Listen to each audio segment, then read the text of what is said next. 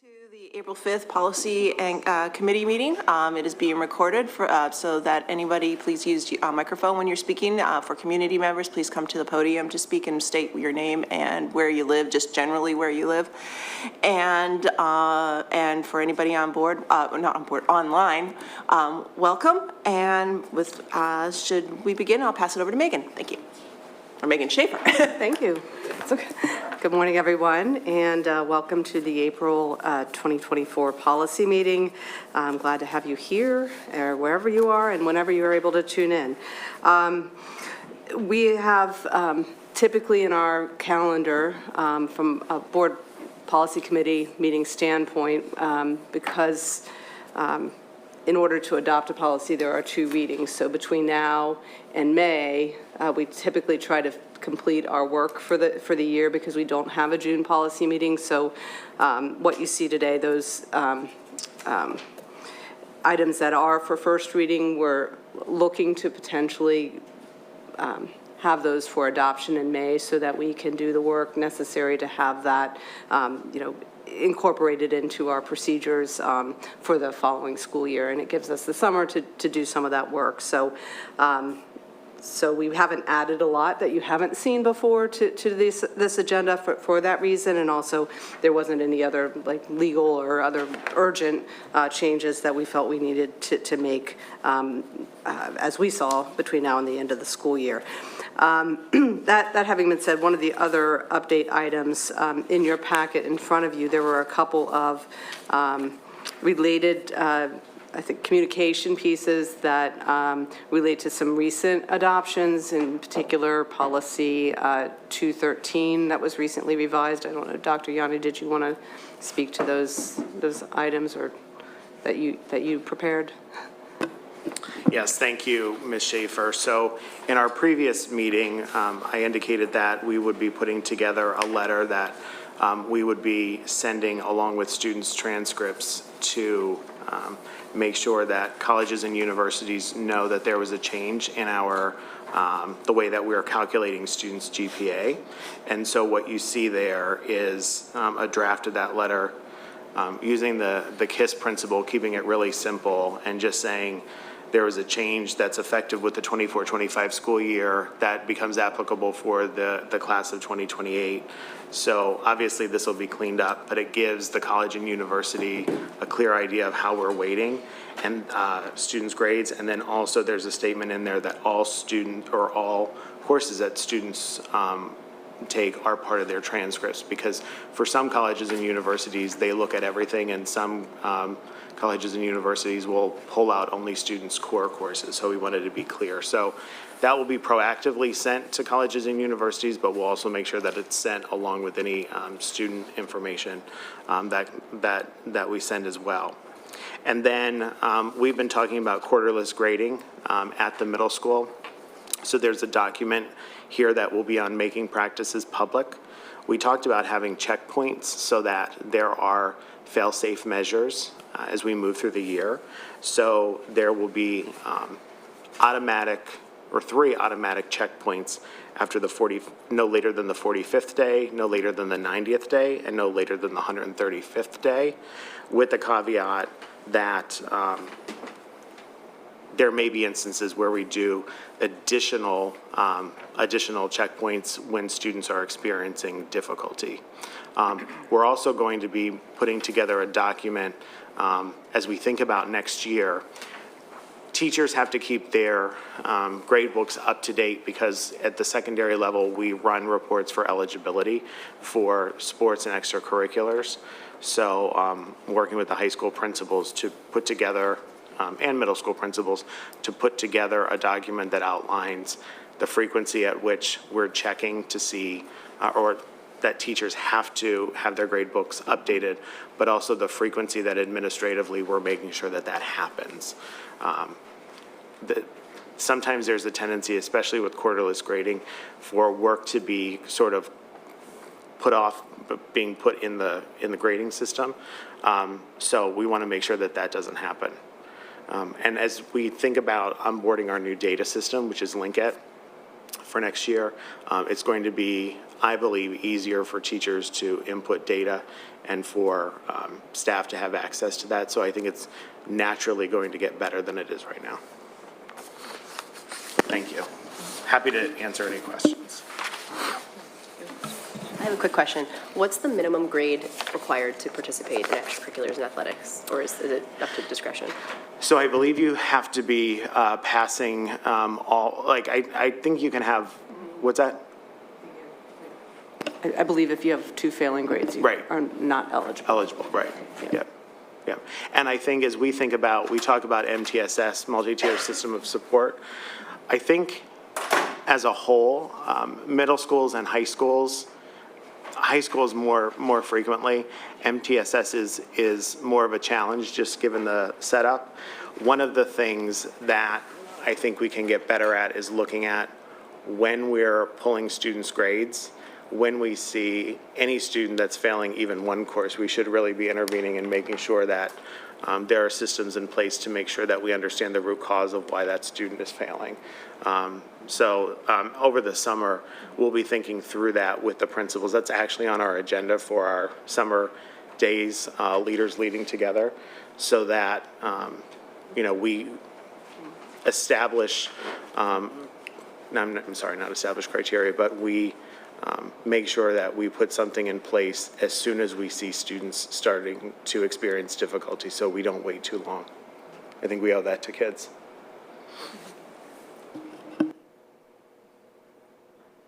I have a question. No. I have one question on the letter. You said that it will be for all the classes they parted, but currently, I thought I understood, reading the academic class rank policy, I believe it was, stated that Saturday classes are not included in the ranking. Is that going to be still true for the class of 2028?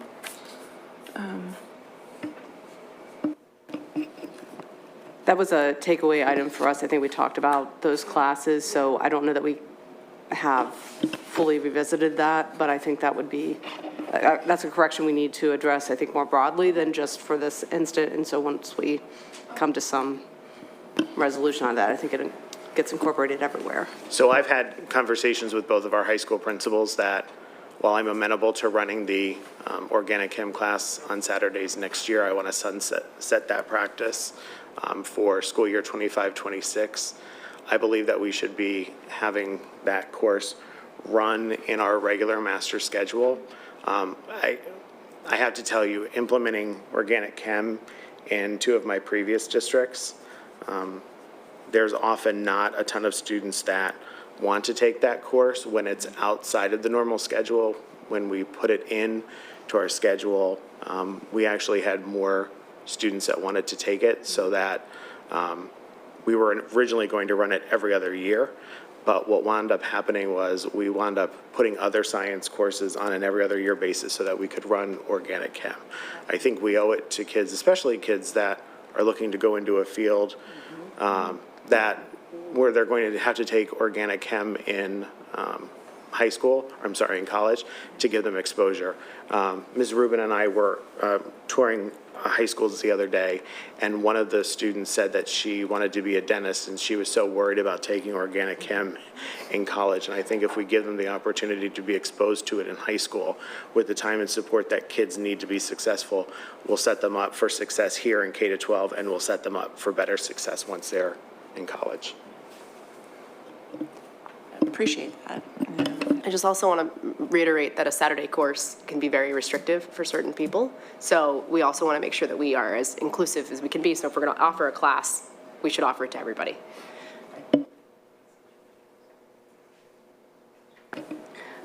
I'd just also like to revisit for a second the question about the eligibility, and we will get into it, or it's part of another policy here, which is on page 101. It's an AR that gives the specific standards for PIAA eligibility. We'll get to that later, but I just want to correct the record a little bit because I said 2 failing grades, and it kind of depends on what the activity is and what the grade level is, et cetera. So I just wanted to note that for the record. And so if we're okay to move on to the top of our agenda, I'll get Are us we okay to started. move this on to the next reading? Or sorry. move on. We haven't even read anything. Oh, sorry. No, thank you. Next one. All right, excellent. So under our items for first readings, we have policy 133, academic class rank. We did talk, like, as I mentioned at the outset, we have seen many of these items already as a committee this year. Academic class rank was revisited for the purpose of updating some of the language that we typically do, but also to ensure it's consistent with some other policies that we recently revised, including but not limited to 213. So I would say these are very minor updates for the purposes of just cleaning that piece up related to some of the work that we did recently. And this, again, in terms of practice, this is something that is done typically for only certain situations and not something that we do and publicize or do regularly for the purposes of ranking students. It's when other entities typically ask for that information that we provide that calculation or that ranking.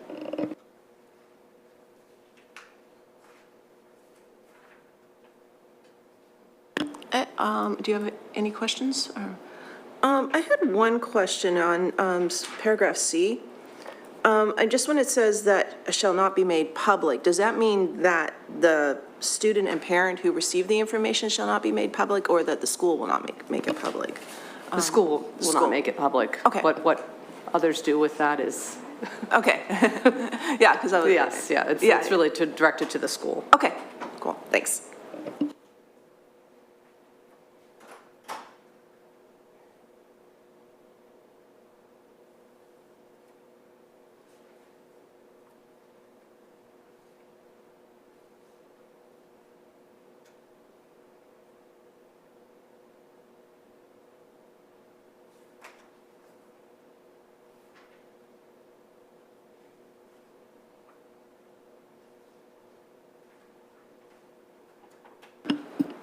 While we're waiting for Abby to return, do you in the audience need, yeah.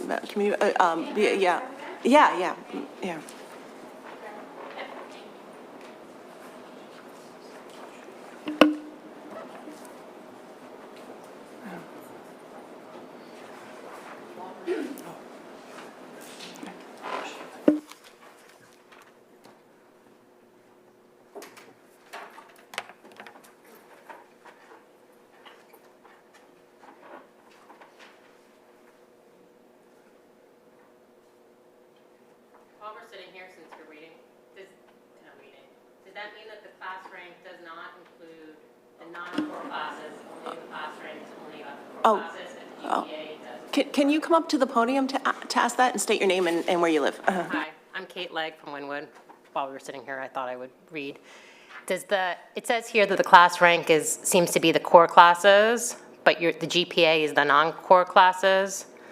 Is that accurate?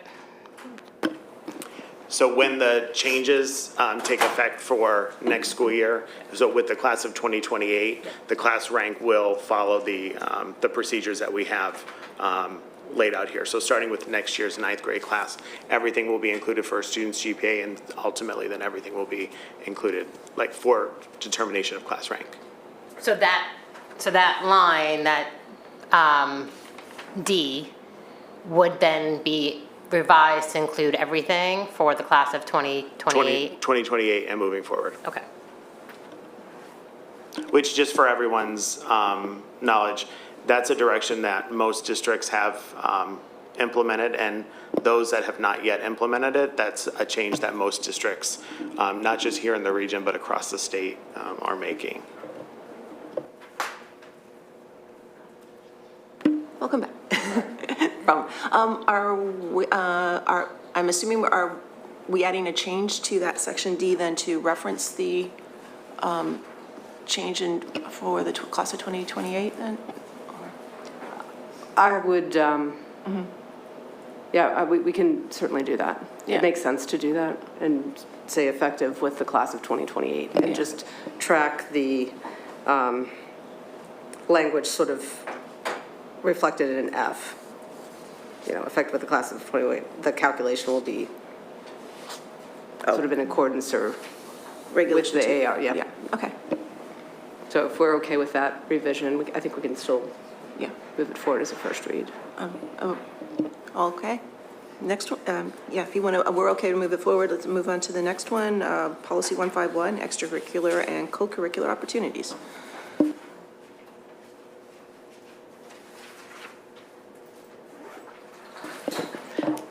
All right, so this, the revisions that are reflected in 151 are, I would describe them like some of the other policy committee efforts that we've done over the years, which is looking for ways to streamline some of our policies in ways that become more user-friendly, and then add, especially as administrative regulation, more clarity to some of the work that we do.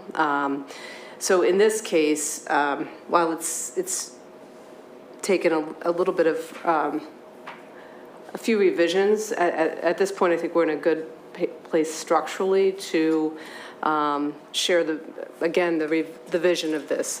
We have 151 used to be just student athletics.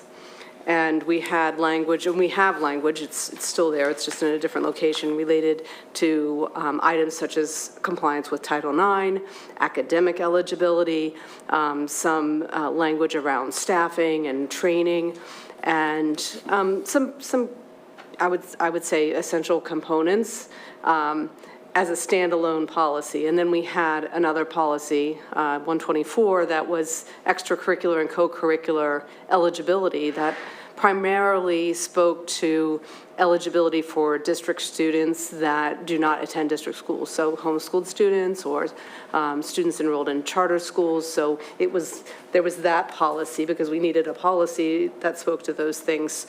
So it felt like there were some disconnects there, and then we didn't really have, and we don't really have, what I think is more of an umbrella statement around student activities. Because I view, and I think we view collectively as a district, athletics is a subset of student activities. We have a wide variety of opportunities for students that would fall into that extracurricular bucket. And I think having some clarity about, for any student that's involved in it, because it is an investment of the district's resources, financially, facility-wise, transportation-wise, that we want to make sure that it's something that is really benefiting students. And what are the expectations for participation, for example? What are the expectations that, because again, we think it's a critical piece of an educational experience, but it's not the priority educational experience, so we want to make sure students are academically engaged and eligible for participation beyond just athletics. So trying to set a standard that's applicable across the board for those opportunities without denying students that those opportunities was really important. So because we don't really, we saw like a gap in that. What we've attempted to do is restructure it so that 151 becomes a statement about extracurricular and co-curricular opportunities, what they are, define them, and then a directive to create administrative regulations that talk about that eligibility piece, which 124 has become the new 151-1. So those are the, if you're a homeschool student, if you're like, how do you get access to those opportunities? 151 2A is intended will become more of a activities AR, and then 151-2B is what was largely present in the student athletics policy in AR. So again, the vision is to provide that sort of umbrella purpose from the, district board standpoint, and then fill in the details of what those expectations are and how we operationalize that type of programming. So again, sort of consistent with how we've gone about this process in the past. We're really working on the framework right now, and we know that there's some content revision, and we're trying to do some of the content revision as we move along, but we wanted to get the framework right. So I want to stop and, ask that if you have questions or if that makes sense, so that we can proceed and sort of, I mean, these are your policies, that's a workable framework for you, and I think we can, I think internally that's a structure that works for us better than the current structure. I think we just need to move forward with something a little bit different. Thanks so much. It's okay, Mel, for me to jump in? Okay, great. Thanks so much. I appreciate how you've laid this out and the work that we've done to merge them together, since the spirit is aligned. I'm wondering, it seems to me, and I know this is a first draft, but it seems to me a lot of what is included in here could be moved to an AR and not in the actual policy, but that's just what strikes me on the front end. Specifically, some of the things that stand out to me are in the delegation of responsibility in section 3. I wonder if we just need some clearer language that aligns to the funding of individual sports, so there's not a dissonance. What I mean is, in this paragraph, it seems that it could be interpreted that any activity or sport that is approved then will have subsequent full funding and equipment and all of the things, and that's not the reality. And so do we want to strengthen the language or just make it aligned that depending on the financial resources portions, because I think that's where it gets a little bit nuanced between PLAA versus club versus intramural versus what we're able to do in any given year also. All of that, yes, and I think, yes, because then I would also add that depending on what the club or activity wants to do, because you have some are very motivated to want a lot, to do a lot, and others, and not motivated is the wrong word, but just, it's just a different way of doing, engaging in the activity. So some want to do more fundraising, as an example, to do something different, or have a sweatshirt, or have things like that, so. Yeah, and on the very basic level, I think of, there could be misinterpreted the amount of funds that are being given to certain sports because of other circumstances. So for example, if my understanding is correct, the football program at the middle school level is across all of the middle schools. Therefore, the money that is needed to ensure that all students can participate together is a more amount of money than would be needed if it is each team, each school has their own program, lesser funds. And so I think if there's a way for us to delineate just that problem, or that way we're approaching it, it could be helpful to then later when you look at the budget, it could look like there's a disparity in the amount of money that's being given to certain programs.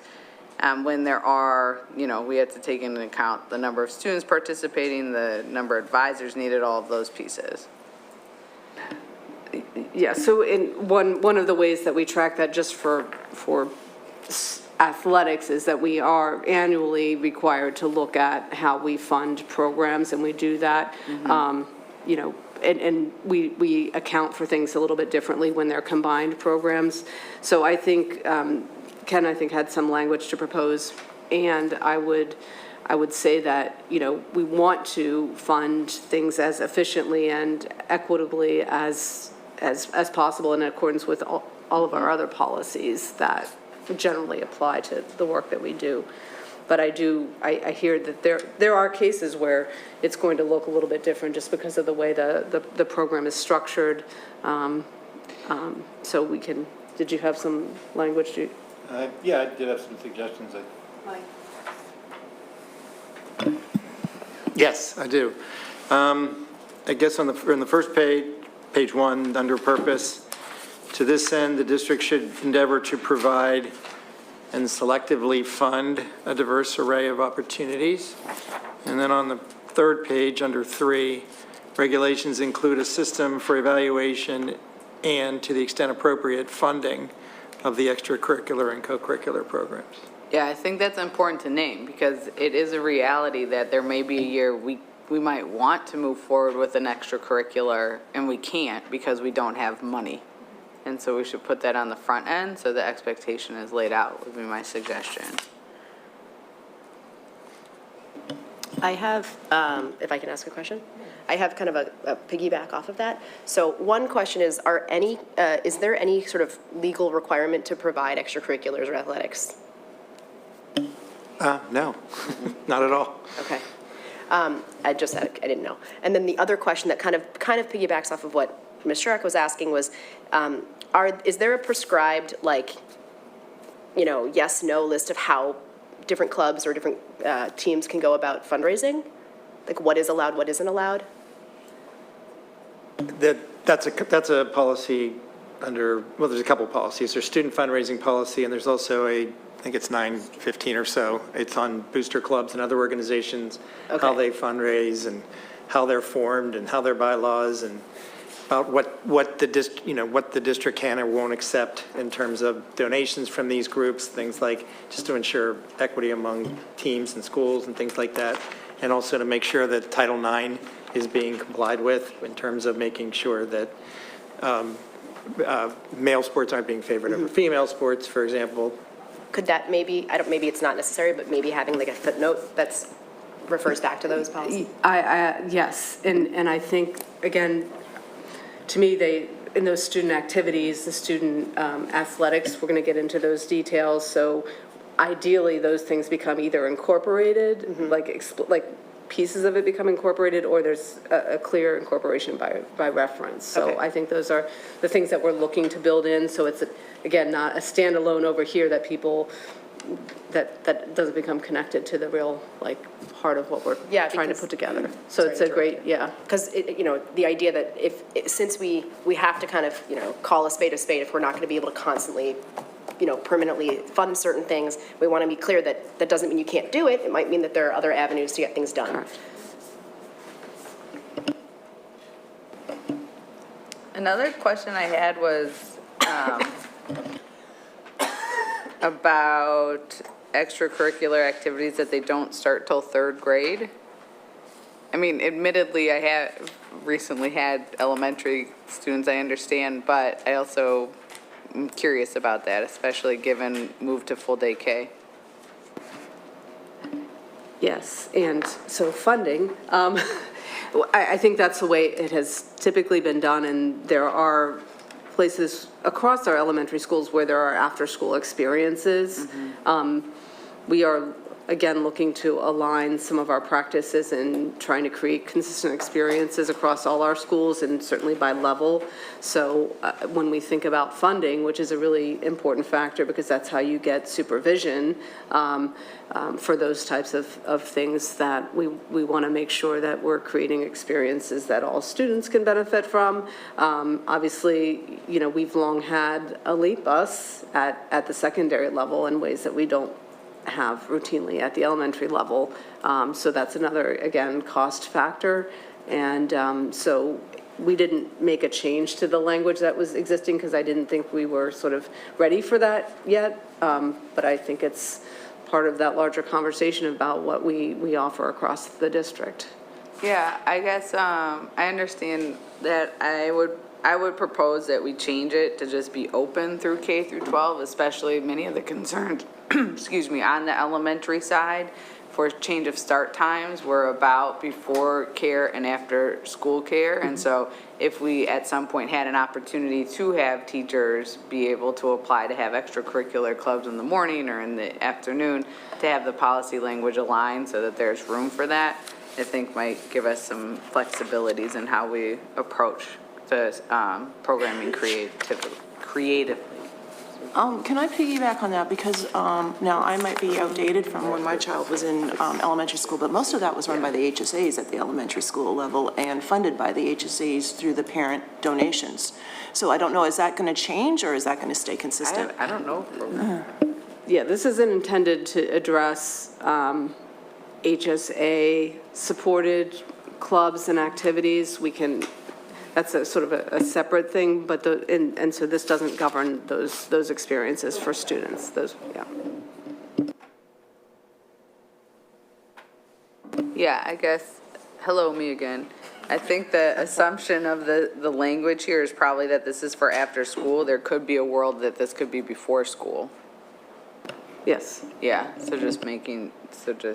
I'm just stating that to be explicit with it. Right, and we do have some experiences that happen like during school right now at the middle level, just in terms of the reimagination that we did with time that's available, not every day, but just on a cycle, so that, you know, when you talk about students having access, that's also an opportunity to provide it during the school day, even though it's technically not what we've historically done.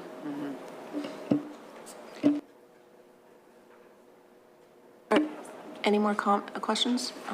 Any questions from the community? No? Okay. No. No. Thanks.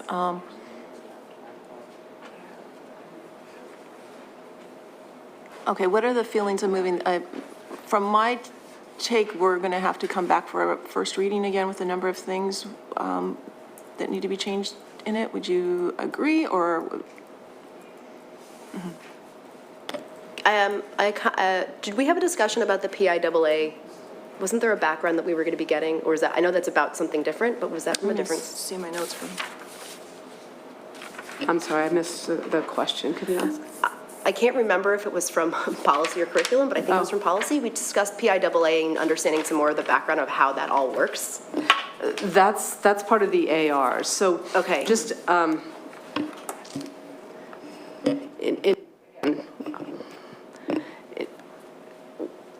my recommendation is to move this forward for a first read. Oftentimes the ARs, which are connected to this under a different section, are not always, they're not fully ready to go, but that's where the PIAA information is right now. So you could decide once we, you know, introduce it for adoption, you're not ready for that yet, but at least you'll have everything in front of you at that point fully ready to go, at least as far as we can consider it. And it's, you know, ideally, again, thinking about what we want to have in place for the following year, trying to do that. I mean, I'll say that, I mean, we could have a June policy meeting if you wanted to. Well, let's not forget, you have more flexibility now between first and, considerably more flexibility between first and second reading.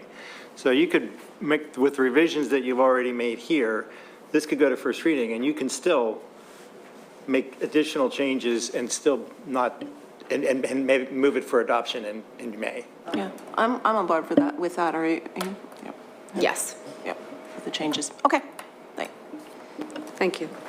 Well, does that are we going to be also looking at the same thing for repeal of P10? How will that work? Are we going to just on the second reading that repeal will happen, or will that move forward right now? For 124? They would move in, they move in tandem. Move in tandem, okay.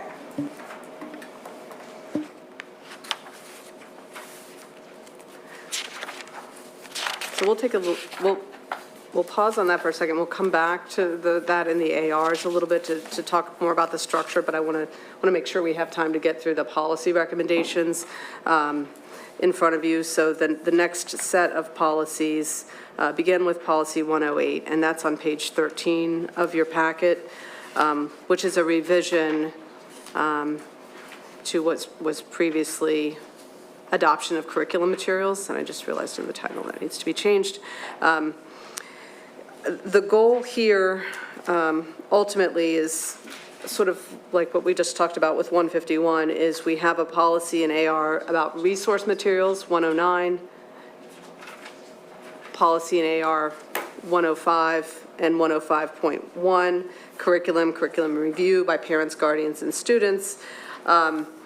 And then a policy in AR 119, controversial and value issues, which is where our objections to curriculum materials was housed. So we've talked about this several times in this forum this year. So we're ready to move forward with a recommended first read for the policy AR 108, which is now combining all of those items together. Ideally, that was the goal, into 108, so that, again, each of those policies have a home in one place, and a consistent process to be followed for reviews and objections. And I'm wondering, after we looked at this, whether it should be and reviews / objections as opposed to just objections. Selection, adoption, and reviews / objections. Does that make more, because it just, it's objection forward as opposed to review and objection. As opposed to comma, review and objections, you want it to be. Or a review and, or like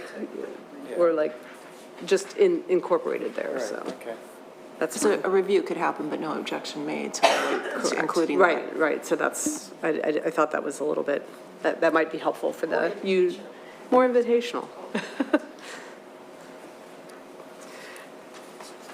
So again, we've looked at this as a committee previously. And so in your packet, page 13 is a clean version, just to be clear, and page 24 is a marked up version, and because there were a lot of revision, it felt difficult to read. But you can choose either one to ask questions from.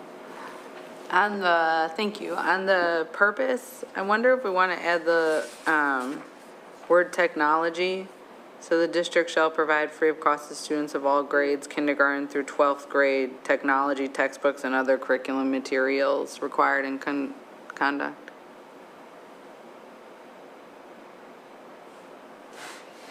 And then similarly in the definitions, I wondered if we wanted to incorporate the word technology somewhere, at least in the resource materials or somewhere in it, it's not referenced that I saw. And I also wondered about the word manipulatives.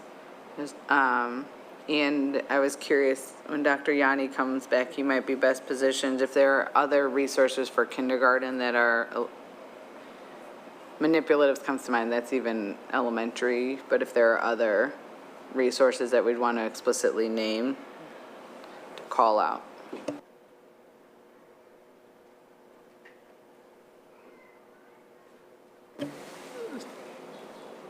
So insert, for example, under the definition of resource materials, insert perhaps computer software and other technological resources. Yeah. And then you want maps, text, manipulatives, and other instructional. Manipulatives, yeah. And I even wonder within technology if there's others, I'm blanking on the academic terms for it right now, but. Hello, George, there you are. Yeah, don't we have a policy for technology that we could just reference that and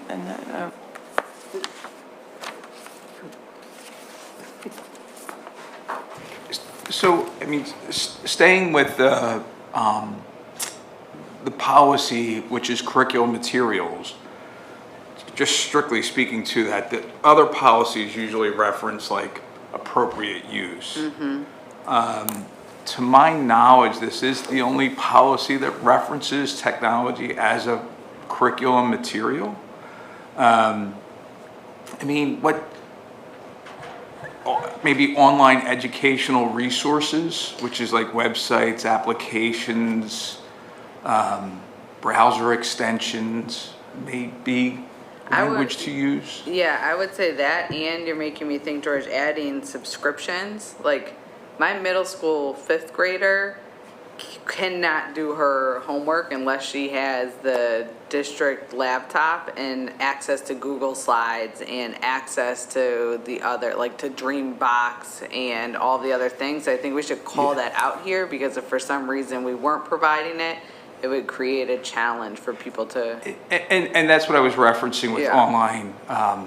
online educational resources. Okay. Should we say subscriptions? It's a very broad Such as- category. Yeah, You're- online education resources and like parens such as Sure. subscriptions or something. Yeah. Use that as a. Applications, inscriptions, extensions.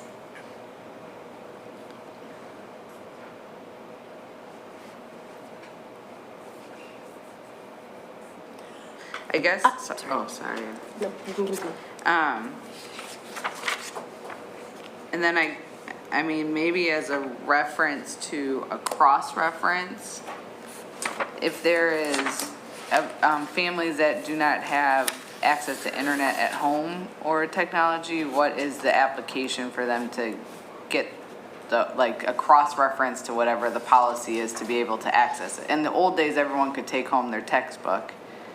And nowadays, if Tova brings home her computer, we have internet at my home, she can access all of her assignments. So I'm going to let Amy answer that, because she's done an amazing job making a resource available to students Yeah. and families.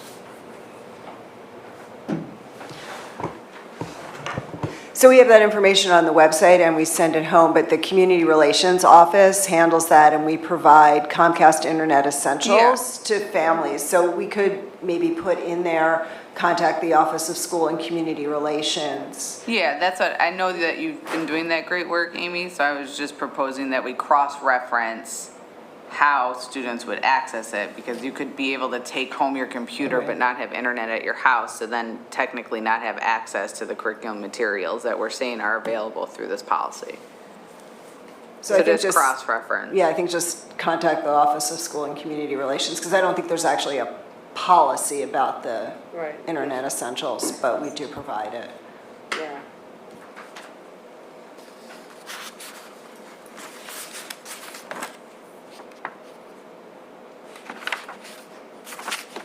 I mean, you're making me think whether we call out the term, use the term access as, you know. As part of And that. it doesn't have to be a lengthy access, like this is provided to students, the expectation is all students have access. Those that need additional support Yeah. for this purpose may contact this office, and it's not just a cross-reference, it's Yes. just more explicit. Yes. Would that actually go under the AR as opposed to the policy? What I would suggest is just have a section 6 that says access to curriculum materials and resource materials from the schools.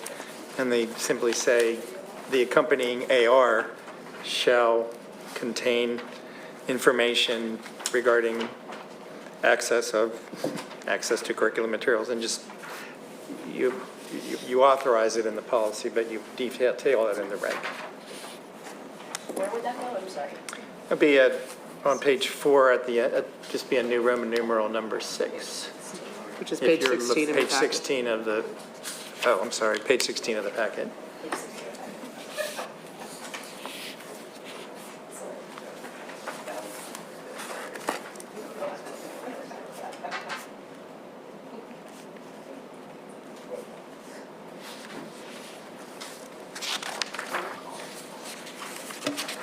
I know Dr. Yanni had to step out. We were calling out resource material. I suggested the word manipulative. You have so much more experience in kindergarten. Are there other specific resources for kindergarten that are as manipulative? I think manipulative. Okay. I think manipulatives cover it Okay. well. Great.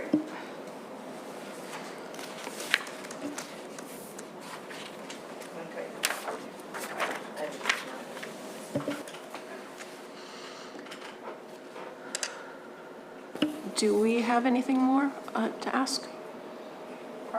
No, probably. Well, go ahead.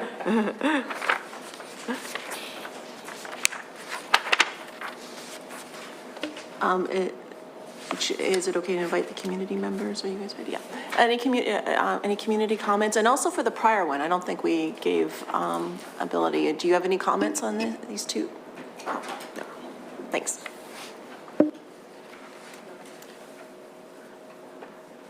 We're just going to clean this up for first read? It sounds like it. Okay to clean this up for first read, and remember moving forward with 108, 109, and the 105 are up for repeal. The other one that I've listed under for discussion is 119, which is the controversial and value issues.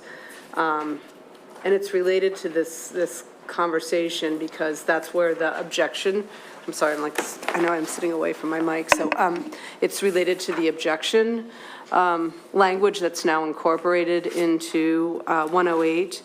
And I think a good bit of the other language that describes controversial and value issues is embedded.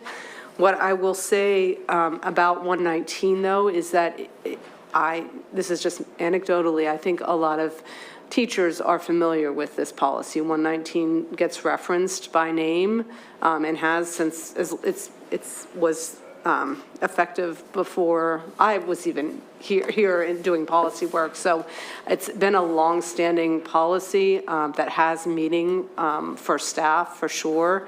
And I thought it was important to call attention to that because the repeal of this in particular will have a different impact, I think, because I think it is, I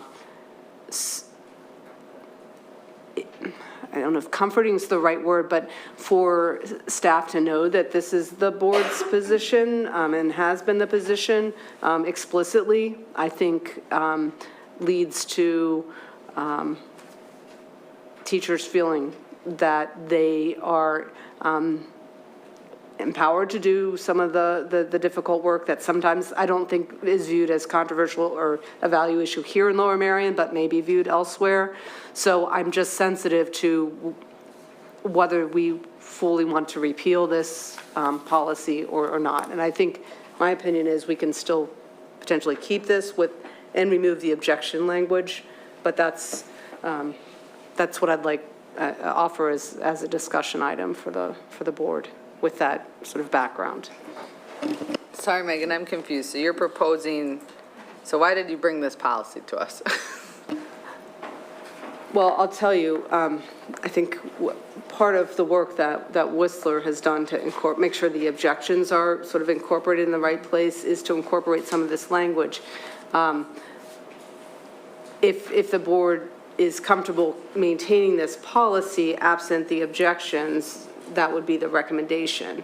But it could be Gotcha. fully incorporated as well. Gotcha. That's for me the point of discussion. So the added language that Whistler added in was like the opposite, the objection side, which is the specific language that was added, Ken?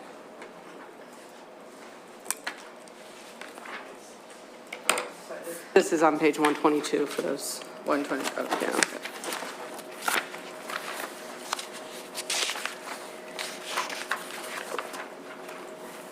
And you mean that in terms of the objection language is pretty clear. I think that's in the, more so in the AR right now. It's sort of like the essence, it is the word essence, but of the language that leads into the process, such as like this first paragraph, the introduction, is in the AR, is incorporated, but I don't think it's as explicit in 108. Is that fair to say? Ken, I don't know. Yeah, that's correct. But the language about objections and review and objections, or removal, that's on page 27. That's section 5 of the new combined policy, and the rest of it is the actual process is in the revised AR, which I don't know where that is. I'm sorry, I'm a little bit lost when we jump back and forth. So on page 27, where is the language from 119? It's Roman numeral, the section Roman numeral 5. It's not the explicit language, but it's. I see, okay.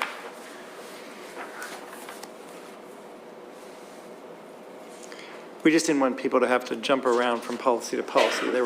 If they had a question about the process. And then the AR to this will actually lay out the process. I see, got it. Could we does lay out the put the process. number 119 in here so that it knows the exact reference to where to go? Well, they don't need to go to 119. Because it's going to be folded in. Oh, it won't, okay. No, the process will be in the AR to this policy. Okay, then why are we talking about keeping 119 then? Because it's got some, let's see if I'm saying this correctly. Because it has some board, well, it has institutional value in that there's board statement of philosophy that the staff have relied upon and circle back to and take comfort from. And the idea was, let's not rip off that part of the Band-Aid when we don't need to yet. As long as we incorporated all of the process stuff about objections into 108, we can, for now at least, pending further discussion, leave the other language that serves a purpose that we can't yet serve with the combined 108. Did I say that right? But shouldn't we still have a cost reference at the end of it, just to, because if Oh, you're yeah. leaving this alone, you don't know that the other exists. That's fine. That's Yeah. not a problem to have a cross-reference. Yeah. Yes. I would recommend that but the question was, are we okay to maintain those portions of 119? And if we are, then it makes sense to have the cross-reference in my Yes, mind. my opinion is yes. Same here. Okay.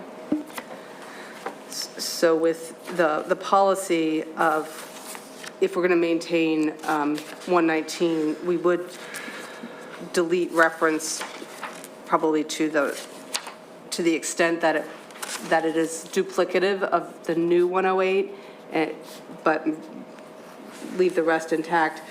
Would it be okay for us then to move that to a first read, if we just delete that Yes. information, if the board is okay with that? Yeah. Yeah. All right, so just to summarize then, you're adding review to the title, you're incorporating technology into purpose, you're expanding resource materials. Go ahead, sorry. Oh, Go ahead. no, the definition of resource materials. Including the word manipulatives under that definition, as well as technology, educational resources or. Right. No, the technology is going to be put in the purpose section. Oh, I see, I'm sorry. Then in the resource materials, we're going to have manipulatives, technological resources, online resources such as subscriptions. And then we're going to add a section 6 regarding access. We're going to cross-reference 119, and we're going to remove the process language from 119. Now, And leave the this rest is of it intact. This is the kind of policy meeting I'm used to, Ken. There's that energy, 007. She's ready. I am, takes a while for it to kick in, but yeah, synapses start to fire. Yeah, there you go. Okay, so are we done with, okay, did we have any, Jim? Oh, you have to, can you go to the podium, please? Yeah. And one more thing. Oh, do you? Oh, okay, sorry. Hi, Zanny Oldman from Wynwood. Hi. Silly question, but what does AR stand for? Oh, administrative regulation. It is the actual, like, the policy is like saying, like, the overview of what, the positions that we take, and the AR describes how they're put into practice. Okay, great, thank you. Okay. Okay. I wanted to go back to 108 really quickly. Oh, yeah. This might be getting ahead or not something that we want to dig into, and I know we've skirted this before. I do wonder if you want to make any mention or consider how AI is incorporated into this for use by staff and students, and And personally, just to be clear and explicit, my position is embracing AI as an instructional tool. That's what I would be advocating for and how the language would be. One of our upcoming meetings with Academic Council is going to focus on a broad-based, not necessarily a policy yet, but sort of an initial process guide where we indicate that we're going to embrace AI. We're going to teach students how to use it thoughtfully, how to cite the use of AI so that, we don't have students that are knowingly or unknowingly plagiarizing, but also helping kids understand that every piece of AI, you have to validate the information that you get from it by checking other sources as well, and making sure that we don't promote AI that collects any type of student information or student data. So I anticipate by the end of the year having this process guide. Ed Week, which is a periodical that most educators or most administrators get, there's a broad spectrum of beliefs about what an AI policy should look like, and I don't know of any good AI policies out there right now that have been really formulated. That's why I want to start with the process guide that sort of gives people a wide berth, but really incorporate, and we've had conversations with departments already, teaching departments, about how to use it purposefully, but then also so we hear about ChatGPT, right? And that gets a lot of fanfare. There's Claude AI, which is sort of like the brother or sister now of ChatGPT, and it's a little bit more robust, but it's robust because it's always learning, but it doesn't mean it's always learning the correct information. So we're actually building in units into the curriculum about adequacy and validity of information and, interrogating information that we get from sources, because just because you get it from an AI source, or just because you see it on Google, or just because you might see it on a website, doesn't mean that, we should be accepting it as truth. And that's just honestly a life skill that we have to teach kids, and it's a life skill that we have to keep reinforcing for all of us, because we shouldn't be accepting information at face value anymore. This is going to go a little bit off the rails, but I have a quick question. Is there an evidence-based practice class that we have in some kind of curricular capacity? Like not statistics, but evidence-based, like how to tell, valid versus invalid? So those units are being built specifically into social studies and into English classes. And when we think of, there's standards around adequacy and validity of texts. When you read the standards, it actually shows up as early as third grade, but it doesn't use the correct terminology, in my opinion, adequacy and validity. But we should be teaching kids even as early as third grade, when they're doing some research, that you have to be able to find backup information from sources. So that's what I've been really encouraged by when I'm meeting with departments and meeting with our teachers. Our teachers are seeing the need to be more explicit about that, because it's, especially right now, and as we go into the next election cycle, it is going to be, people are just so barraged with information anymore that it becomes overload. And we have to go back to this idea that we have to look at information almost with the side eye anymore. And I hate to sound pessimistic like that, but make sure that you are looking at more than one source, and not looking at sources that are all maybe from one area that's slanted all in one direction, so that you get a broad-based experience or a broad-based understanding of information. Yeah, thank you for working on that already, and I think that has to also apply to educational materials as well. We have to see where things come from, so we are, after the truth, whether or not we like the truth.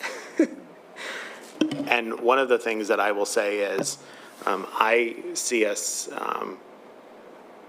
as we move forward with purchasing materials, particularly textbooks, moving farther and farther away from commercially developed textbooks, because we know they're written for, the big markets. So it used to be just California and California and Texas.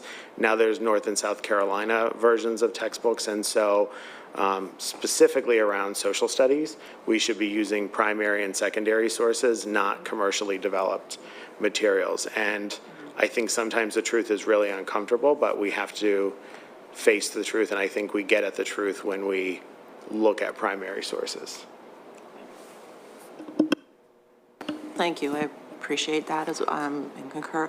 One thing with AI that I have concerns about is that when the actual like ChatGPT or Gemini, those are the big ones that people know about. Those have guardrails built into them, and not all AI built have guardrails in, because you have to worry about being able to bring up things like pornography or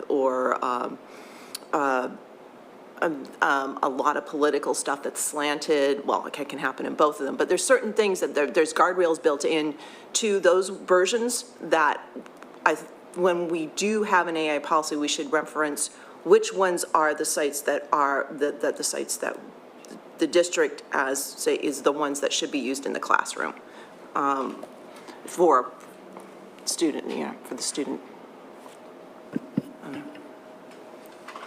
But for now, we'll include a mention of AI in resource materials, just so it's not conspicuous by its absence, if that makes sense. If I could, and I'm not totally disagreeing with you, so I don't want you to think I'm challenging your point. I think we should have a repository. I think it's going to be, things are going to change at such a pace that I think it's almost better if we should have checkpoints during the year, just like we do quarterless grading. If there are certain checkpoints during the year that we review that list of things, right? So that we're not, that list is really dynamic. And so like maybe we look on a quarterly basis, it's interesting just in the last 90 days, the list of new AI, generative AI tools that are out there. And the thing is, some districts are attempting to block the use of that. Kids are savvy enough to work around it. And let's be real, when you tell kids that something is banned, it makes it more interesting to access it. So really let's ban statistics. Yeah. But, I think one of the things that when I'm talking with teachers, that, like I said before, the two biggest things are really making sure that kids interrogate the information they find, but at the K-12 level and the collegiate level, making sure that students know how to cite the use of AI properly. And that's really important because we're not saying don't use AI. We're just saying use it. Know what you're using it for. I agree with you because I was it sounded negative, but I was coming out from the more positive side of saying, here, the teachers in the classroom, which ones are they promoting to the students? So that's where they, Sorry, that makes complete sense. Yeah. I didn't mean to. No. And in order to do that, the PD that teachers are getting on how to use it and teach it to our kids. And honestly, this is an area where I've been talking with some students. This is an area where students might actually be giving PD to the teachers because students are, we used to talk about digital natives. We're now going to have AI natives. Kids are growing up with this. I grew up with a Nokia cell phone that you charged once a week or once a month, honestly, and it could go through any type of conditions. And now kids have so much information that's at them that some of them are really figuring out how to use it productively, and we should really be listening to them. We do have a public comment. I think this goes back to the discussion of Policy 119. This is from Leslie Doyle of Wynwood. She says, I have noticed a lot of politics in the classroom in middle school. Almost every assignment has deep political bias, and rarely are the materials balanced. For example, this week there was a presidential bracket that included 34 presidents and blatantly didn't include the 45th president of the United States. The teacher told the students that the 45th president did not make the list of the top 34. If or when parents are noticing something like that is happening per the pathways of effective communication, they should be contacting the teacher first. And if that problem isn't resolved at that level, the next step would be to contact the principal. And if the issue is not corrected at that level, it's to the curriculum office and then ultimately to me and ultimately to the school board. So if that parent is still listening, I hope that that information is helpful and how that information can or how that concern can be resolved.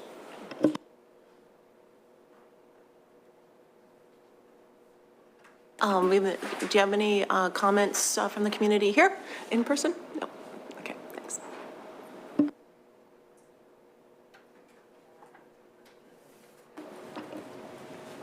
Okay. Moving along, we have 108 policy and AR moving forward is, and 109, 105, and 105.1 for repeal. If we're comfortable, we can move on to 816. I know we're not at 007 yet. There is, George is here for the build-up for revisiting 007, with a couple of updates to policy AR 816. And this wasn't, we haven't talked about 816 recently, but we are offering or recommending some changes that are consistent with more current practice. George? Good morning. So in regard to 816 and using our previous conversation about online educational resources as a springboard, one of the first substantive changes is on page 48. So where 108 talks about the adoption of curriculum materials, which would include online educational resources, it does fall underneath of the title of curriculum materials. I'm sorry, George, is it page 46? No, actually, I'm starting on page 48. Oh, okay. Could be either. Sorry. You'll see there the addition of language that echoes what we saw in 108. Online educational resources and other online educational services shall be selective vetted in a way that protects the confidentiality of students' personal identifiable information, etc. This is actually, with just a little bit of editing, a copy of what's in 108. I wanted to ensure that if a website is being used with students, that's not necessarily falls underneath of the header of curriculum, and there are websites that we use that don't fall underneath of the header of curriculum, that we were still making an effort to ensure student data privacy. So it's simply an addition to ensure that that Can I happens. ask you a quick question? Certainly. What would it be, can you give an example of what a website would be that wouldn't be curriculum? Huddle. Huddle is a very, very popular sports website.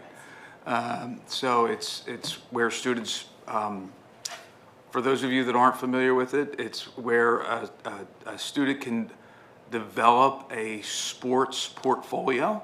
It has like their game film clips, highlights. It contains information about their, certainly their first name, last name, grade, anticipated graduation date, might have weight, height. So it does contain personal information about students.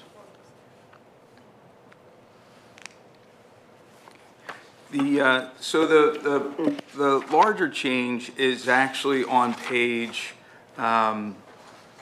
starting on page 52, and it speaks to employees registering a website. Now, this goes back about 9 years, when teachers were just starting to adopt the use of online educational resources, and we had a lot of concern around like, well, what if it's used for assessment and we need that assessment information? Or what if it's used for chatting and we need to look at that? And we were asking teachers to register websites. In essence, we were asking them to give us their credentials, their username and password. That's become very counter to our current message, which is please don't ever give your password to anybody. Further, a lot of these websites are now federated.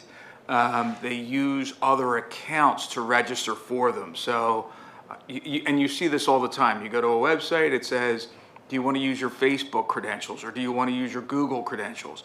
So there's no longer individual, I don't want to say there's none, but it's going away, this idea of individual accounts on different websites.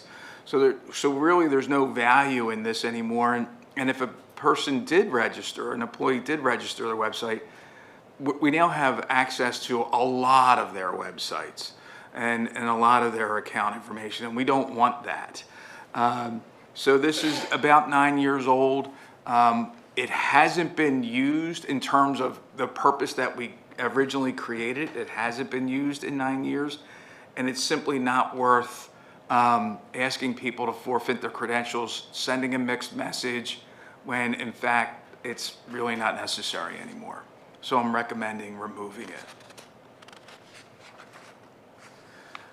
And that would take us to page 55, where this attachment is the form that was used for employees to register the website.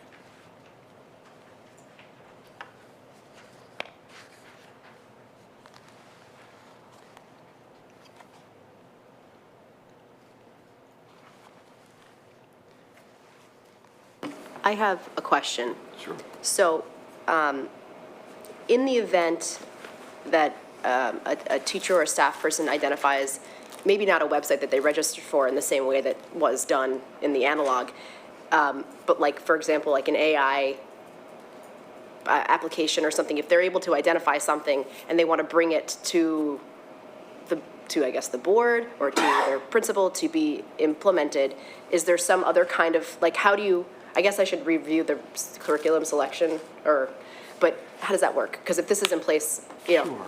Sure. So we do vet online educational resources before a teacher's permitted to use it.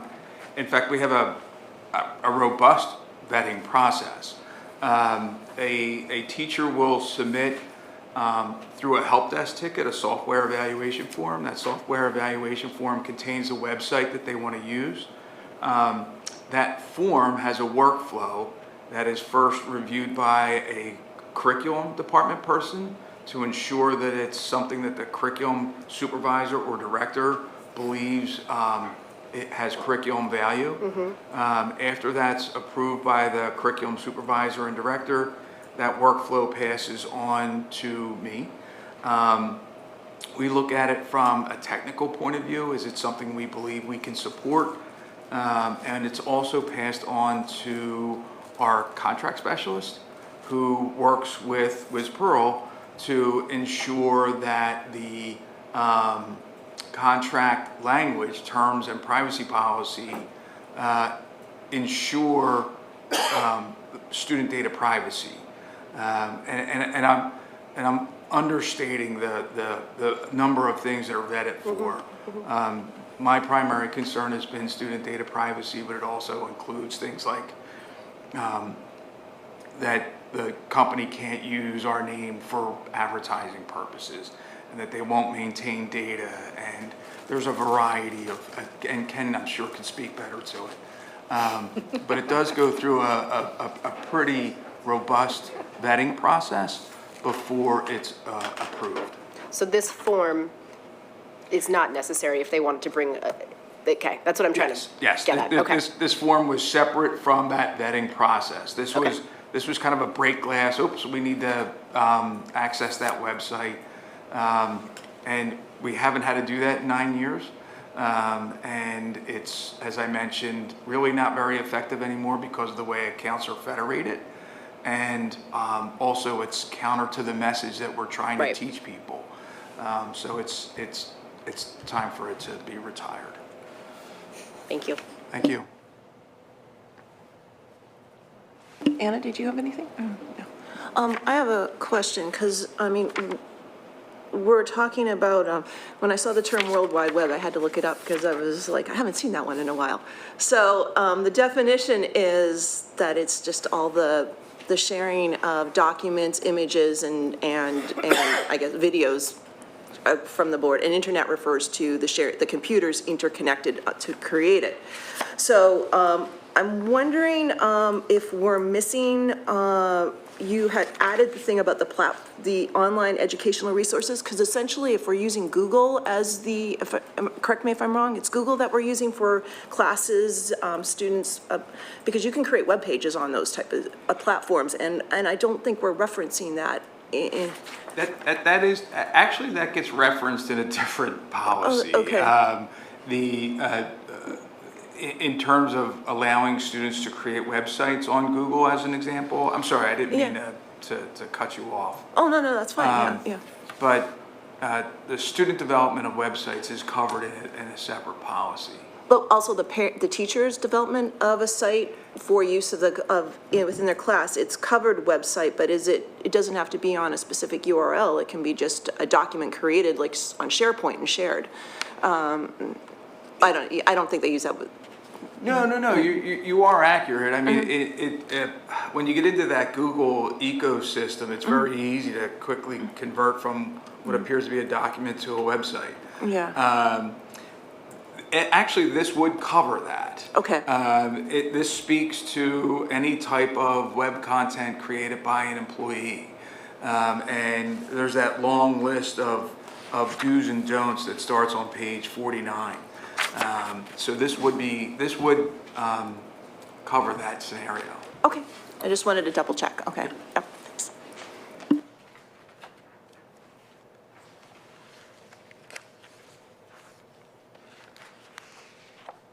Do you have any more comments? Any community comments? Anything online? Okay. Thanks. Thank you. Thank you, George.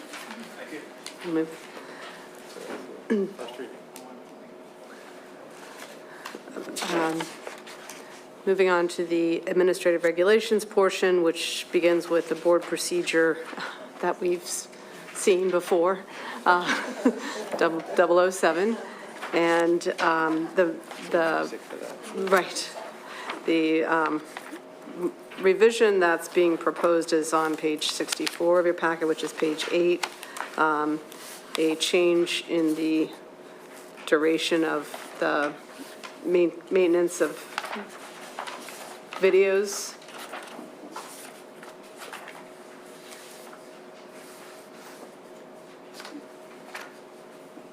Reducing it from 10 years to 60 days. I'm just curious, what's a big change? Can I have some explanation or some background? So videos are not official minutes of meetings. Some districts don't even video. They just do audio recording. The official record of the meeting or the minutes that the board approves. Videos take up a lot of bandwidth and storage on our network and on our site. And so as we're thinking about how to operate more efficiently, I'm shocked that we've been retaining videos as long as we have. There are also records that have to be produced if someone wants them, and that is extremely costly both in time and in money to do that. And when would this be effective? Like if, just so I understand, like operationally, if we approve this and adopted it, when would Whenever the board would. that day? Yeah. Okay, I'm just curious how that works. There is also a cost associated with all that storage. And so, and now that we're doing committee meetings and as well as the board meetings, which is what we're doing, that cost continues to increase with the long storage. Thank you for that piece. Do you know, can you give a number of how much that costs and what the differential will be for 10 days versus 60 years? I don't have that number offhand, but we can, I know we've been buying a lot of discs. I would just be curious to know what the actual numbers are, just for information. I will offer, I'm in support of changing this. One of the biggest barriers to us getting to the point that we would be able to record committee meetings and have any of our committee meetings on Zoom or anything was this storage and the amount we're paying in staff to come and record and all of the extra work. And it took us almost a year to even like mitigate those costs to get to the place we would record, which only went into place last year. And so just wanted to provide that perspective or context in support of this change.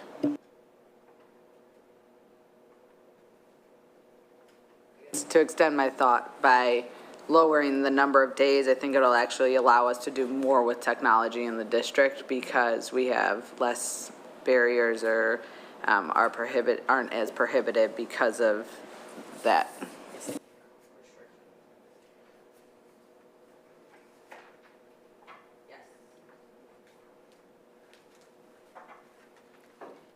Hi, Kate Legg from Wynwood again. Dr. Annie said something earlier that to get at the truth, we need to look at primary sources. Once you take away these videos, you take away the primary source. Meeting minutes, I've been coming to school board meetings for years. Meeting minutes do not reflect what actually happens in those meetings.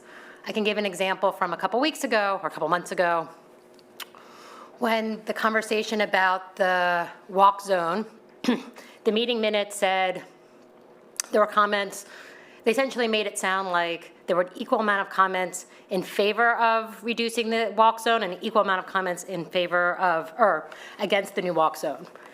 Anybody who watched that meeting would know that that is not an accurate reflection of what actually happened at that meeting.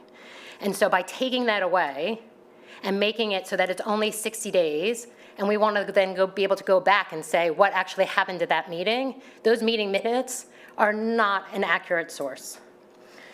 To go from 10 years to 60 days seems drastic and seems like you're trying to gaslight and hide what's actually happening at these meetings. If you'd said 10 years to 5 years, 10 years to 2 years, I think you'll get less pushback, but I know by doing it to 60 days, all you're doing is making it so that people don't get an accurate reflection of what's happening here, and you're hiding what you're doing. And so I just want to make sure that's put on the record. And don't shake your head at me. I don't appreciate it. I don't appreciate it. I have a different perspective than you. You can have a different perspective, but you don't need to shake your head at me. That's fine. Thanks. You don't need to walk out at the end of board meetings. Yeah, I do. They're over. I don't need to get in a back and forth. Just how the community, it can have moments when they are rude and have perspective, board members are allowed to have the same. We have a varying perspective. I apologize for shaking my head at you, no problem. I'll do it again today.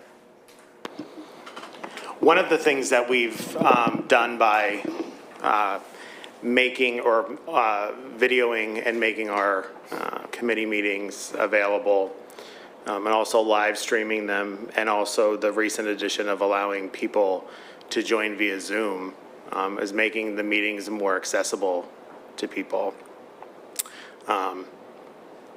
I won't say I take offense to being told we're trying to gaslight people. I can agree to disagree that that's what's being done.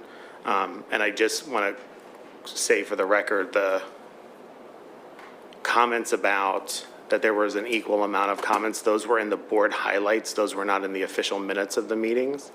So I think if we were not live streaming meetings and making them widely accessible, I wouldn't be, or we wouldn't be bringing this forward to make such a drastic reduction. But our meetings are widely available. We do have a public comment in the chat, again from Leslie Doyle of Wynwood. She says, making a change from 10 years to 60 days seems very dramatic. Why not change from 10 years to 1 year? Still Zanny from Wynwood.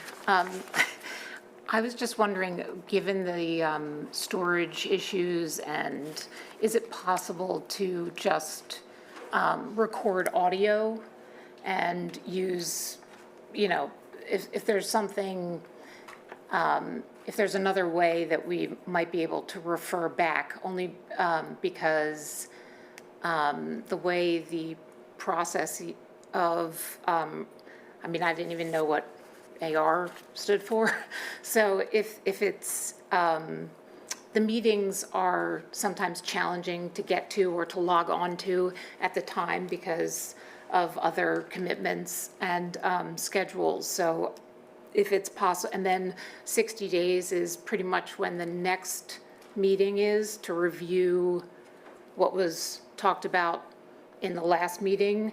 It kind of seems like it's such a short time, if it's possible to extend it more than 60 days, at least a couple cycles of a few, because I'm trying to keep track of all the meetings. I don't know how you guys do it, but there are so many, and if you can't make it, it just seems like if it could be more than the length of time between one meeting and the next, when the same information is being reviewed, that would be helpful.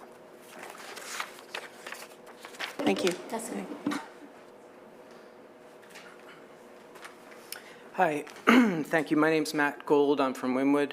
I just want to add to what the other speakers have said. First of all, my understanding is that storage is pretty cheap these days for digital media. I don't really see that as I mean, I'm just curious also about the costs. I will say 10 years does seem long, you know, so like changing it to something like 5 years, 2 years, that seems more reasonable. But I also just want to note that, you know, especially around this issue of the walk zone, we've had very specific questions about what was discussed and what was not discussed over the past couple of years, especially around the implications and the results of later start times and full-day kindergarten. So parents, I know, have contacted the district asking for these records of the videos. And it seems for the district to then make such a radical move to go from 10 years to 60 days, it just, the optics of it are not good. And it does make it seem like there's an interest in the district to reduce access to the video recordings. And, you know, I think to my mind, the district should be making as available as possible. I applaud all the recent moves to stream, to Zoom, to make the meetings as accessible as possible. I think that's only to the good of the district to have more parents participating. And I would just urge the district to reconsider the length of this time, because going down to 60 days seems like a pretty drastic reduction. If I could just help out with the storage cost a little bit, there's multiple places that we store these videos. It's not simply online, but we store them offline as well.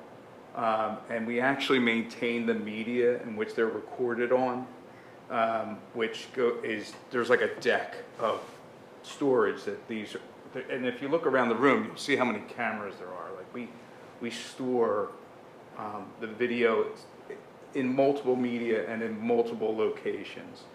But then there's also the cost involved in the maintenance of all that. So within our own procedures, we have this, like, every 10 years getting rid of the next year's video. And then there's also maintaining the video on the website and what storage is available there. So there's a little bit more complexity than a flash drive or a USB drive, because that's usually what gets conjured up when you say storage and cost. There's multiple layers of storage and multiple layers of maintenance involved in that. It's just to add a little bit more context. Thank you. May I respond?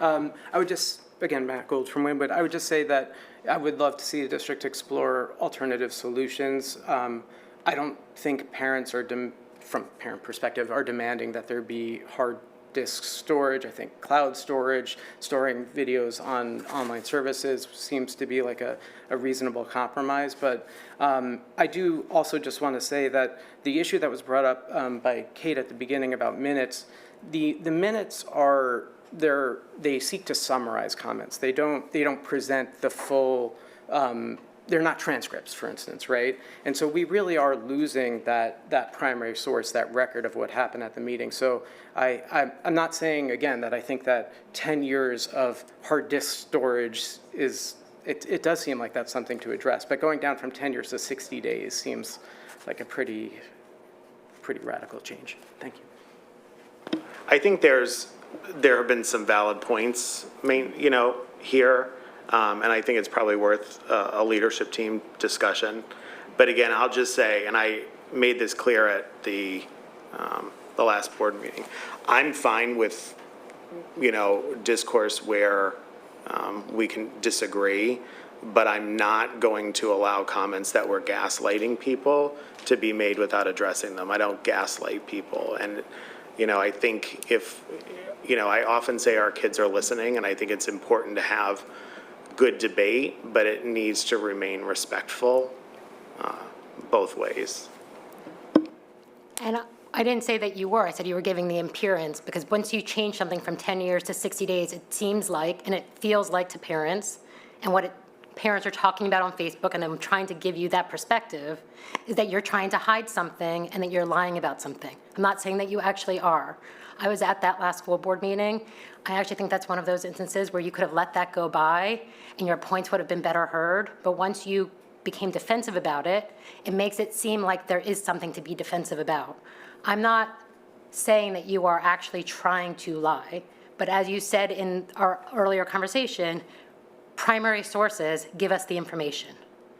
Once you take away those primary sources, and I agree, 10 years seems ridiculous. When I saw that number, that makes no sense. The way you're recording them or keeping them for years and all these different, that also seems ridiculous and doesn't seem cost effective. But going from 10 years to 60 days gives the appearance to parents and to members of the community that you're trying to hide something. And that's what I think is the issue. And I appreciate that perspective, and I'll just say this, and then I'll put a pin in my comments. When my morals are questioned, as they were at the last board meeting, when a comment was read from the chat that said I was experimenting on children, I wasn't defensive. I was laying out a clear boundary of what I will accept as superintendent to be said about me and what I won't expect. I would never say to another person that they're experimenting on children. But I do hear your point about perspective, and I think that's really important. That's why I think it's worth the leadership team discussion. Around specifically the walk zone issues, one of the things that I'm going to say, and typically I don't pat myself on the back, but I'm going to pat myself on the back here. I believe that I'm the first superintendent in a long time here that actually responds to parents in a timely manner. And I'm also meeting with a group of parents about the walk zone specifically on my own time this upcoming Tuesday. And in fact, when that meeting was requested, I gave a list of 7 or 8 dates as a way to, hear concerns about that. So, but again, I do appreciate the perspective, and we'll have a conversation at the leadership team level. And I will agree 100% that you are the most responsive back. I, for one, have not received responses back to my emails, even though I mentioned it in the last meeting and the meeting before that I don't get responses back. It's fine. Other parents are, and I assume that they are getting the information that I am asking. But I would agree that you are more responsive with regards, because we were talking about it, to the walk zone, not having considered what the safety implications were before announcing it, or not even putting up for proposal and just announcing it, that this wasn't even like allow for public comment beforehand so that people could bring forward some of the safety concerns, does feel like you are asking our children to be the guinea pigs. You don't like the word experimenting, but the guinea pigs to walking across some really dangerous intersections during rush hour, including in the dark. And I think that's what that parent was trying to express, that you were making them guinea pigs. And however you want to, I can understand you may be taking offense to the exact way that it was worded, but at the same time, nobody gave parents the heads up that this was even on the ballpark until it was sprung on them. And had parents not stood up, and it still feels like that since we don't have any more information, it feels like our kids are being asked to be the guinea pigs to see what happens when you have 500 additional kids walking across Lancaster Avenue. And I believe if you can just nod your head yes or no so you don't have to walk back up. Was your question that wasn't answered about the specific walk route from your house to school? That was one of my questions. Okay. And we haven't, okay, but we haven't answered that question for anyone. The good news is that, we have finally received information from PennDOT, the representative that does that work. And this was a little bit of news to me that there's one individual at PennDOT that does that work. So in a pretty short period of time here, we're going to be able to share when information will be going out. The information, I think, is very good information to have. I think it will relieve some of the concerns that folks have. So look for an update, I would say, in the next week or so. Hi, if I may make one final comment, or sorry, go ahead, sorry, apologies. Just to say that the specific issue that does relate to the walk zone and about like what was discussed or, I mean, gaslighting, right, is saying that something didn't happen or happened and it didn't happen or something like that, a dispute over what actually happened. And in this case, as I understand it, the discussion was whether or not an expanded walk zone was part of the public discussions around healthy start times and full-day kindergartens, where parents were saying they did not feel that there was public discussion of it, and board members were saying, well, we did talk about it at a meeting. So that's a very specific case where the video recording, people could go back to that and listen to it. So that's the kind of case where I think where it's just good to bring things to light. So I appreciate your bringing it back to the leadership team. Thank you. There's another comment from Ms. Doyle of Wynwood in the chat. She asked why store in multiple locations, why not use a cloud-based storage solution? And if I can just, I did go back and look at some of the information. So we have 15 gigabytes of storage within Finalsite, which is our website provider. That's for videos to play on our website. Meeting videos are not the only videos that play on our website. We have, instructional videos of how to sign up for lunch. And, so there's multiple videos that are playable within the video player of our website. I don't have a specific cost number for that because it's part of our overall Finalsite contract for the web hosting services. As far as the cards, we're spending between $3,000 and $5,000 per year on those cards. Each card can hold a couple of meetings on it, but when you count, the committee meetings and the board meetings that we have each month, it's about 30 meetings a year. So we have to have enough of those. And then if we're not recycling them and we're holding on to them, that becomes a yearly expense. And there's cases that actually hold those cards as well. So that's a little more specific breakdown. In addition to the man hours that it takes to do the recordings and put them in the boxes and make sure they're accessible and things like that. And I just want to make one more comment. I learned a long time ago as an administrator that, I can probably only make half of the people happy half of the time. So I just want to be clear, even though we might have, discussion back and forth where we don't agree, never means that I dislike someone or disrespect them. I think as I'm sure you all are, there's, we have the ability to disagree on something, but not, I don't feel that I'm at odds with people, even though when we, agree to disagree. So again, I thank everyone for their perspectives this morning. I think it's important and it'll make our leadership team discussion equally as productive.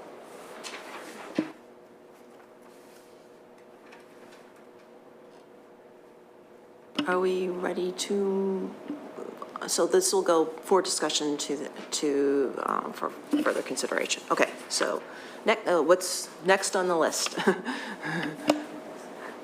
Just looking at the time, the other items on the list don't, we've talked about the extracurricular and co-curricular opportunities. You're going to have a chance to see the AR fully developed with, the revisions we discussed today. So we'll have that for reading next month. And again, 151-1, the eligibility is largely 124. So that was a move. 151-2B is largely the old 151, which is student athletics. So again, we are trying to establish structure and then continue to refine content. So that's what both of those reflect. 207, I probably should have left it in a for discussion item. We've had some conversations internally about ways to make the attendance process more user-friendly for everyone, so that when we need to target resources to support students and families who may be struggling with regular attendance, that we use those resources for those purposes, and instead of constantly sort of like note policing. So the idea is there a better way for us to do it so that we still meet the requirements under the law, but also and and at the same time, really use our resources to provide the supports where they're really needed for student attendance purposes. Because there are a number of procedures that we need to go through to address situations, which we can spend another, probably have a good discussion on that, but just know that that's sort of to whet your appetite about what the idea is that we're working on.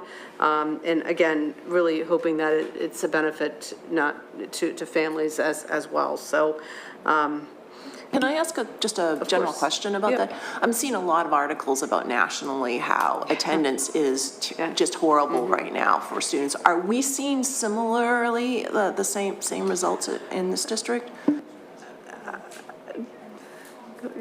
I think our trend line is the same, but it's not as drastic, right? So, you know, where we might have had 98% attendance before, we might be seeing, 95, 96% attendance. I do think that our counselors, social workers, and building administrators are doing a good job of getting at the root cause of why kids might be experiencing a lot of absenteeism. But I do think, post-COVID, and I hate that we always say that, but, there's less of a,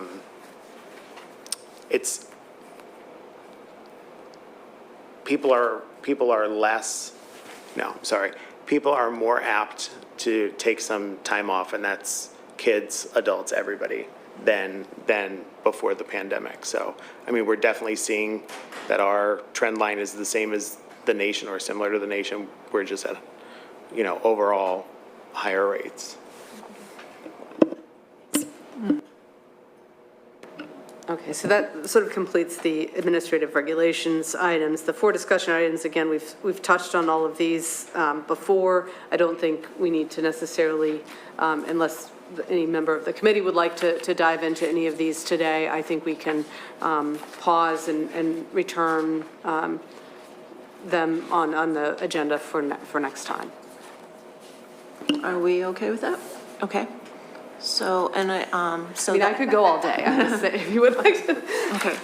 So if that would bring the agenda to an end, and with the community, do you have any further comments? Okay. Okay, and is there any online comments? Okay.